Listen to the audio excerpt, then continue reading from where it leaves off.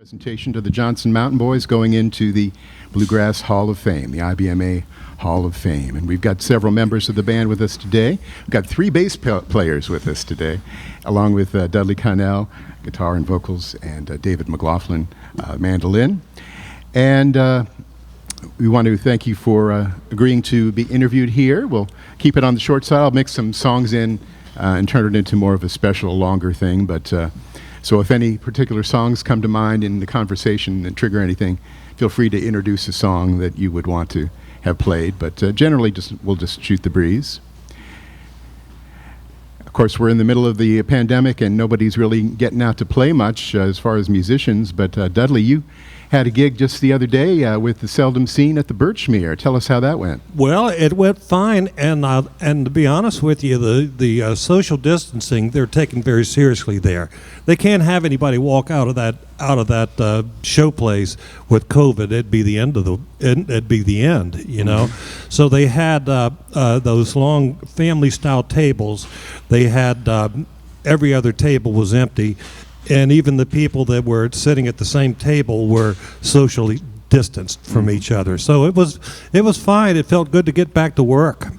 Must have been a little strange, though, with the smaller size crowd. You didn't have as much cheering at the end of each song. Well, I would disagree.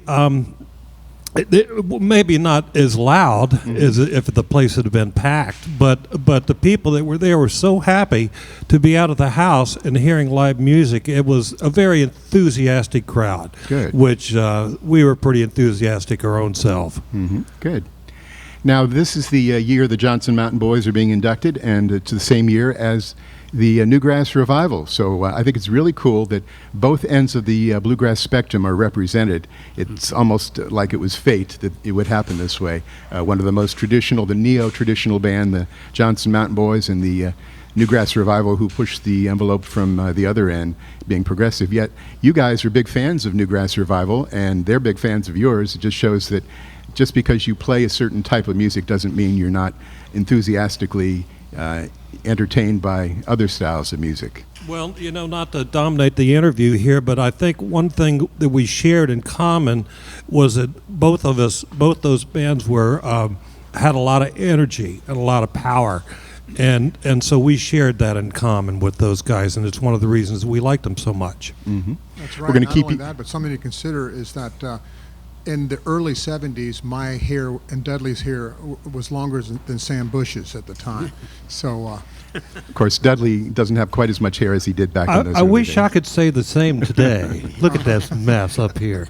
but no, yeah, we loved the Newgrass Revival, and I grew up spinning their records and seeing them at every show I possibly could. So all of them were very special to me, and we were so excited when we had an opportunity to share the stage with them, which was quite a few times. We loved it. That's David McLaughlin speaking, who played fiddle in the band originally, right? Yes. Right. Originally, I was the fiddle player and switched over to mandolin. Was that because Eddie came into the band, or? Well, I was in college at the time, and so what happened was when I went off to college, I was playing some shows on the weekends, and they were getting other fill-in players, and then Eddie Stubbs was playing some of those shows as well. And then when his parents finally allowed him to play full-time, I came back into the group playing mandolin. Mm-hmm. Well, Dudley, I just want to talk to you. I know we don't want you to feel like you're dominating the conversation. We want to talk to everybody, but I wanted to talk to you about the beginnings of the band, because people think of the band as when your first Rounder album came out in the early 80s, but it really technically went back to more like the mid-70s with you. Yes, I had a friend. Well, actually, I dated his sister, and his name was Ron Welch, and I met him through his sister, and he played guitar, and I wanted to learn to play banjo like Ralph Stanley, and I never was very good at it. I could get by, but I wasn't a very good banjo player, and how this Johnson Mountain Boy thing kind of formed is Ron. I was pretty intense. I was really into this thing. This became my passion, and I ran Ron off. I mean, it was just too much. He had a day job, and this is all I wanted to ever do, and so he left. And at the time, down the street from where I lived in Rockville was a place called Shakey's Pizza Parlor, and Ben and Valley Kane would play there every week, and we got to know them, and I would go down and see them, and after Ron had left, I went, oh, woe is me, now what I'm going to do? I'm a banjo player with no gig. And she said, I'll never forget, Valley Kane said, they were, Ben, Valley Kane and the Country Clan were kind of a Washington institution. So I took them very seriously. And Valley said to me, she said, you know what? She said, I don't think you're ever going to amount to much as a banjo player, but you're a pretty good singer. Maybe you should work on that. And I said, okay, I'll try that. And then I met Dave and Eddie Stubbs, and Eddie introduced me to Larry Robbins. They were in a band together.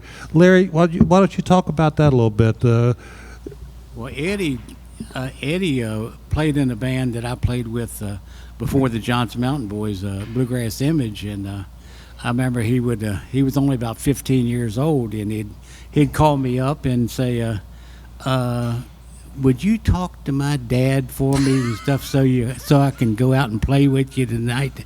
And I'd say, Eddie, well, I can't tell your dad to let you come out.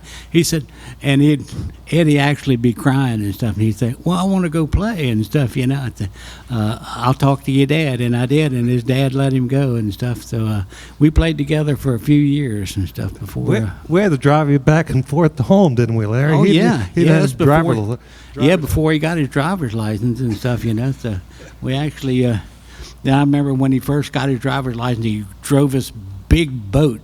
It was a Chrysler or something and stuff, But Eddie was always a good fiddle player then. When I know him, and I met him when he was about probably 15 years old and stuff. Now, was it hard to get him into some gigs like in bars and things like that? Actually, no, and stuff. Yeah, he would come in and play and stuff. With Eddie was always knowledgeable about bluegrass. Who played when, and you could name an album and stuff, that Eddie didn't know who was on it and what time how the sun was, whether the sun was out that day. Eddie was born to do the job that Eddie did and stuff. If I ever picked anybody that was actually born and God given that job, it was Eddie Stubbs. Yeah. And of course, he went down to Nashville, and in addition to playing some fiddle, he was an announcer on the Grand Ole Opry, and a big star on WSM radio in the evenings until he recently retired. Yeah. I think that's why he's not here now and stuff, because he didn't want to mess with us peasants, No, I just kidding. And of course, Eddie got his start on radio. Well, largely got his start on radio with WAMU. I think he did some work at another station before us, but as a regular host, he was with us. Eddie was just born for that job and stuff. I never seen anybody that could read the back of an album.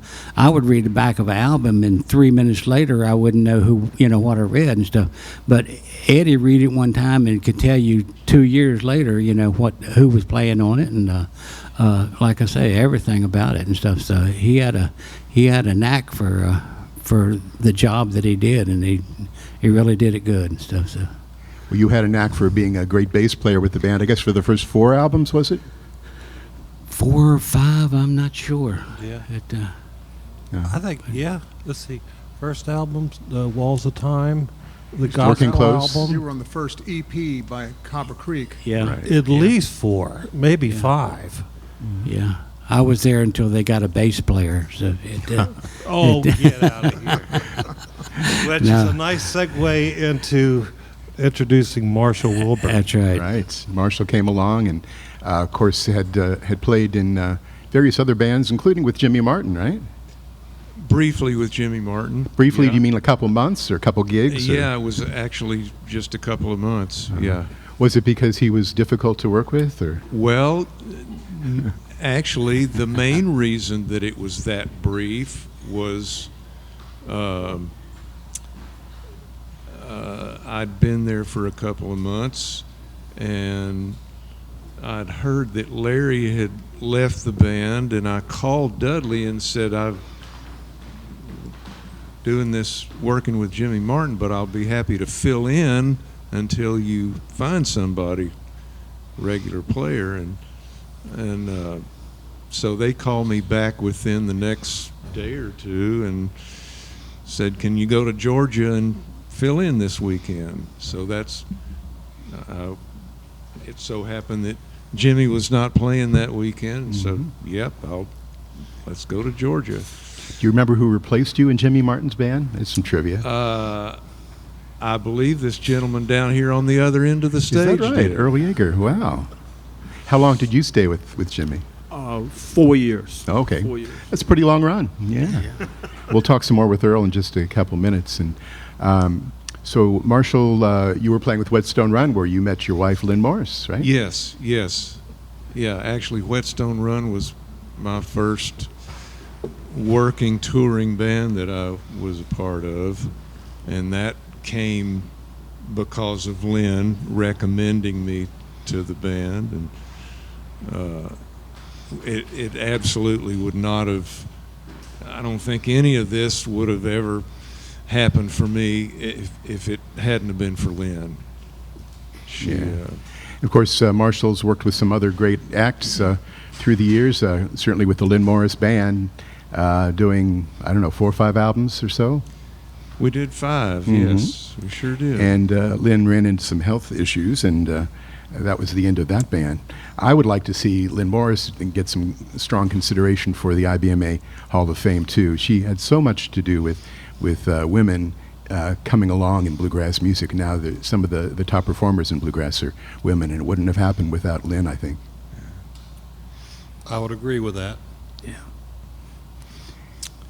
And of course, you got to work with Longview, with Dudley too. Yes, And, yes.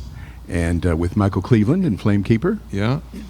And these days, well, not these days because nobody's touring, but you fairly recently had joined up with Chris Jones and the Night Drivers. Yes, indeed. And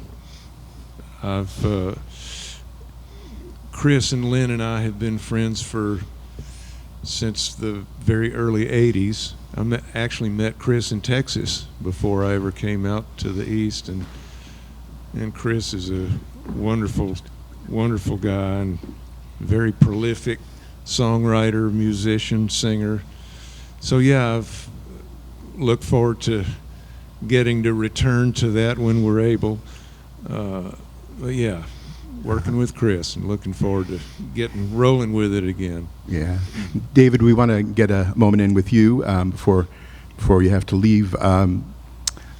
You were a very big part of the band. Didn't come in from the very beginning, but very close to the beginning. How long into the Rounder career was that? I consider my entrance into the Johnson Mountain Boys at the inception of the group as a standard band, a 5-piece group.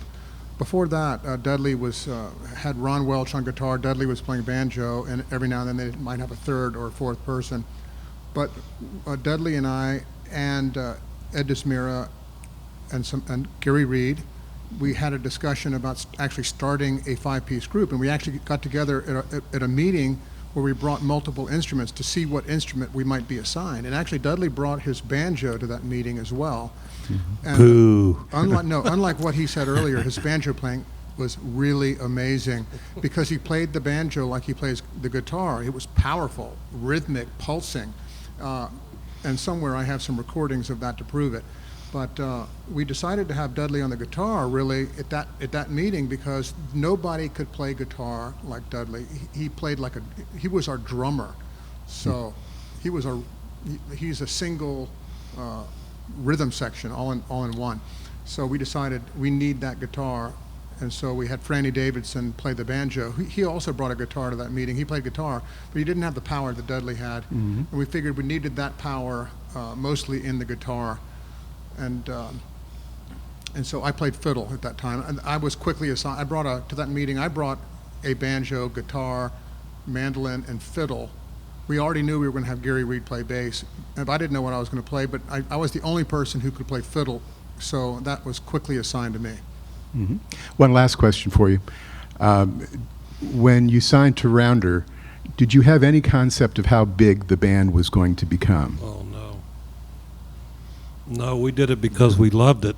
We had no idea. I'd never even considered the idea of being a professional musician. I worked for See you, David. I work for the Montgomery County School Board in the maintenance division, and the only reason I ended up becoming a professional musician is I couldn't wake up in the morning to go to work because we played late the night before. And I lived in a house trailer in Damascus, and they'd come and beat on the side of the trailer to get me to go to work. So that's I kind of ended up becoming a professional musician by default. I want to add one thing before we pass it along to Earl. Is I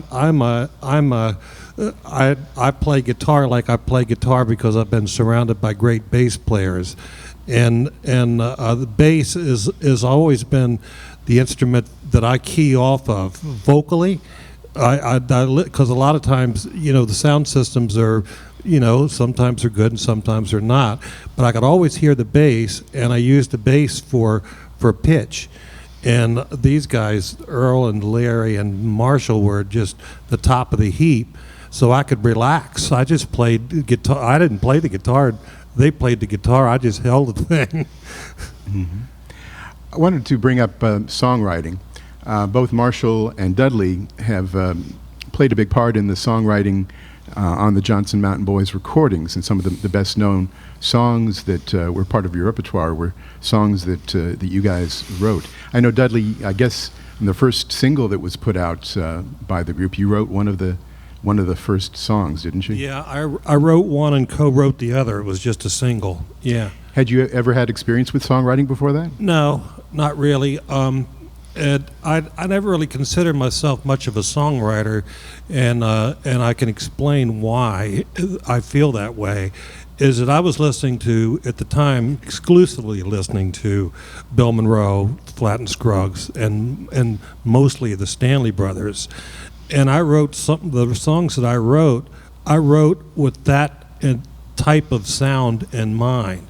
So a lot of the melodies I borrowed heavily from my heroes, and I just wrote the words to them, But somewhere along the line, we were kind of almost like a Stanley Brothers cover band in the very early days, and I think it was probably Larry that said, if we're ever going to do anything, we're going to need our own material. We can't be a Stanley cover band. So I took that to heart and tried to write songs in that style that would fit the band and the sound that we were trying to emulate. Mm-hmm. I've always thought of Marshall as sort of an unsung hero. Not totally unsung because you've won awards as bass player of the year and what have you. You're fairly soft-spoken and what have you, but you've written some of the best songs in bluegrass over the years for various other artists. And you're also a fine vocalist in your own right, but have never done a full album of your own material, which I've always encouraged you to do. But I think that needs to be recognized, just how good of a songwriter you are and a singer. Well, thanks, Lee. It's I have a similar feeling that Dudley described. When I think of a songwriter, I think of somebody that's writing all the time, and somebody that writes like I might play the bass all the time or pick up the bass every day and play a little bit just to keep my hands awake. And songwriting's never been like that for me. It's always been a very occasional thing, and just simply a matter of when I get an idea that just moves me in whatever positive or negative, sad or happy kind of a way. I've had the gift of now and then being able to make a song out of it, but it's certainly I don't have any method for it. I don't have any craft recipe for doing it. It's just an occasional when I'm moved by something and able to make something of it.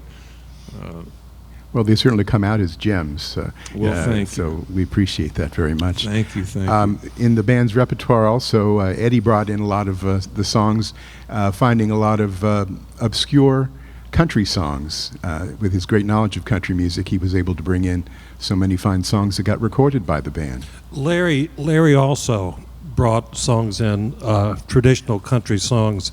I remember one in particular that your brother Jimmy told me that if I didn't record, he was going to beat my butt. It was "Let the Whole World Talk." Wow. Yeah. Yeah, I that was That's almost your signature song. Favorites. mine too. That came from Larry's brother Jimmy. Yeah.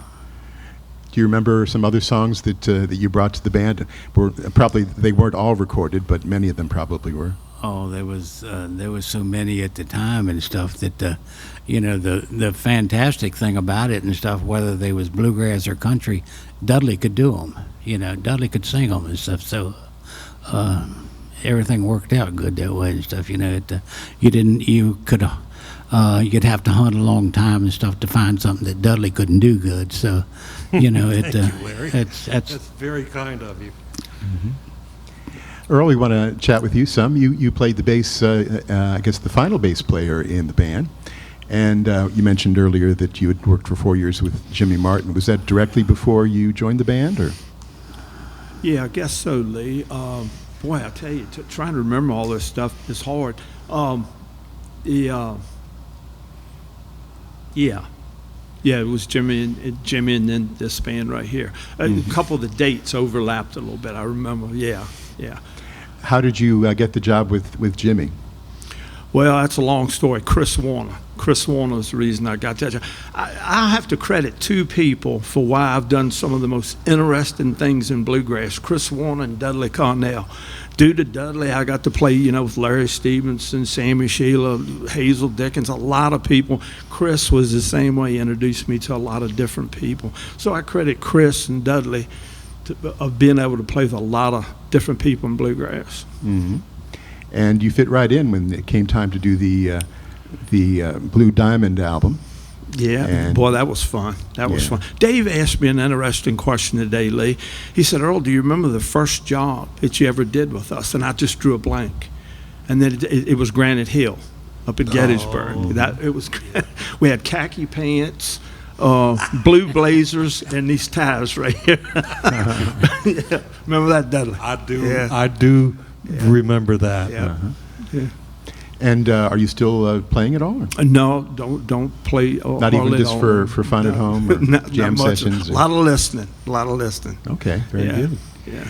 Well, as we close, I just wondered if you guys had any funny or interesting or sad stories to tell about life on the road or life in the studio that come to mind. You played some of the biggest venues in the world. I remember Some of the smallest, too. Right, to small audiences. And I guess probably in the early days before the word got out about you, there were probably some pretty small audiences, but once the Rounder album started coming out, I'm sure the crowds got a lot bigger and a lot more enthusiastic. But You know, I would like to say one thing about Earl Yager's bass playing is he would grab Holton out. Earl, I hope you don't mind me telling this on you, but I swear Earl would grab the string and he'd pull it what looked to be about halfway across the neck before he'd let it go, and it was always in perfect time. But he pulled it so far it's like he was shooting an arrow out of a bow and arrow, and it was always just dead on the beat every time. that's great. Well, the farewell concert was sort of, it was intended to be the farewell concert, though you guys did play some more shows afterwards, but right here at Lucketts at the Old Schoolhouse. Well, I think Larry would probably agree with me on this, and Larry, please correct me if I'm wrong, but before we played Lucketts, the only thing we ever played were these real divey bars, and there was enough of them around the Washington, D.C. area that you could just about eke out a living doing it. But when we started to play at Lucketts, it was a listening crowd, and the audiences weren't, you know, half drunk. The band might have been, but the audience was sober. No, I'm only kidding about that. Yeah. But so the Lucketts has always been like important to us because it was the first time that we'd ever played for a crowd that actually came to hear the music, and not that the music was background to whatever else was going on. This was Madison Square Garden, and so you know we played some clubs down Laurel, and they would check you for guns when they come in. If you didn't have one, they'd issue you one. You know, so and so when we came here and stuff, it was like day and night. You know, so it was great. That's great.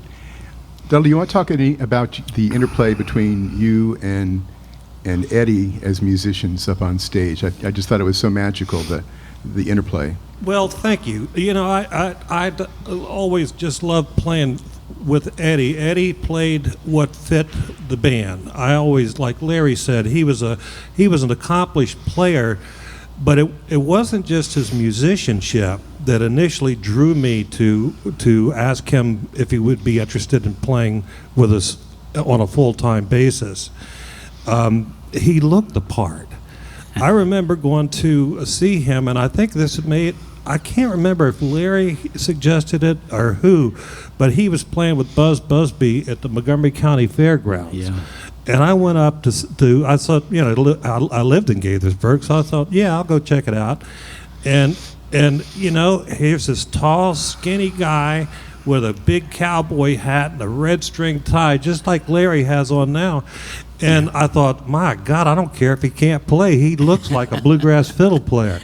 And it was kind of another piece of that is Eddie was he had like an old soul, and I didn't really so much then or now, and so Eddie was the serious one, and I was the goofball sidekick, and we played off of each other well, I think, like that. Yeah. I was the smart alecky brother, and Eddie was the grown up in the room. Yeah. Even though he was younger. Even though he was 10 years younger than me, right? Yeah. Right. Or something like that. Well, we definitely should bring up the banjo players in the band. I think it's about the only musicians we haven't talked about. Do you want to discuss them at all? I'd be happy to, but these guys, I'm sure, have more to say. I met Richard Underwood. Was the I actually met, the first one was Franny Davidson, and Francis Davidson was his name, and he and I were roommates. I met him at a pickin' party, and I was probably about 18 or 19, and he said, well, I have a spare room, and so that was the first place I lived outside of my parents' home.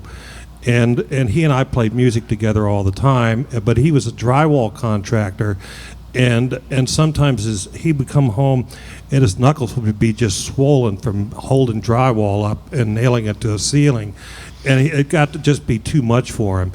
But right during the same time that Freddie was playing, we were playing at this place called O'Brien's Pit Barbecue on Route 1 in College Park. And we go there on Wednesdays and play for their open mic. And one night we were there playing, and Buzz Busby came in with Richard Underwood, and Buzz wasn't in the best of health, let's say, and a lot of Buzz Busby stories out there. But anyway, so So Richard was playing with him, and we got together with Richard because Buzz wasn't doing that much, and he became the first banjo player, and played with us on all the early records, I guess. And he decided to leave the band. We really like the Jimmy Martin alumni, don't we, Earl? So I met Tom rehearsing a group of the Sunny Mountain Boys without Jimmy in Florida. And Earl knew Tom and Chris Warner from back in those days. And I'll never forget, this is the last story I'll tell. I don't want to keep talking here. I'm talking too much. But we asked Tom if he'd be interested. And at the time, Jimmy would work in the summertime, but he would take off the whole winter to go coon hunting. And so he just put his schedule on hold, and Tom was living in Nashville, and you can't make a living like that, you know? So Tom came up to audition, and he brought an arch-top banjo, just like Richard, and and by this time, Marshall was in the band. Larry had gotten off the road, and he could play Richard's breaks note for note. And remember, I lived in this townhouse. We had an unfinished basement. We were down there rehearsing, And at some point, it was either, I don't know if it was Marshall or me or who it was, said Tom, how would you approach the song? Not like Richard, but what are your ideas? Remember when we were talking about this award thing, we've always been a collective. We've never said do this, do that, do that. It was always a group effort, and everybody had ideas. And anyway, Tom started playing like Tom, and we said, that's it. That's great. Let's do that. And it helped take us off in a little bit different direction, I think. And so Tom was a very, very important part of our growth, as was Richard, actually. Any other things that come to mind, guys, that you want to make mention of? We covered everything all right? Hey, Lee, I got a good one on Eddie. When I first met Eddie, I guess it was down to Seagull in the dressing room. Seagull Inn? Yeah, Seagull. And I didn't know Dudley or Eddie, and here these dark suits, white cowboy hats, those ties, and they jump up in the middle of the floor, and Dudley looks over at Eddie and said, let's warm up on something. Well, Eddie took off on Fire on the Mountain, Run Boy Run, and man, I was sold in, man. I thought, wow, where did these guys come from? But I used to always tease Eddie. I would always say, Eddie, you're 18 going on 65. Exactly right. He'll laugh when he hears what I said. And now he's 59 going on 65, right? There you go, Lee. Yeah. Okay. Congratulations, guys, on getting inducted into the IBMA's Bluegrass Hall of Fame. A great honor, one that has been deserved, one I think you should have gotten a few years back, but it's certainly a great thing for bluegrass music to honor its roots, its traditions, and with a band that had the fire back in the 1980s to bring back traditional bluegrass when more contemporary style was starting to come in, and you really took up the mantle, and couldn't thank be you, more Lee. proud of you. And thank you for helping us out all these years, playing our records, and whenever a record would come out, I'd call Lee and say, Lee, can we come talk about the new record? And we would take it apart. And I do appreciate it. I haven't forgotten that. I Yes, appreciate your being. absolutely. Thank you, Lee, for all you've done. Thank you, Marshall. Thanks, guys. Worked out well. Now we can call it a day. Thank you, all of you. Thank you, guys. Thank you.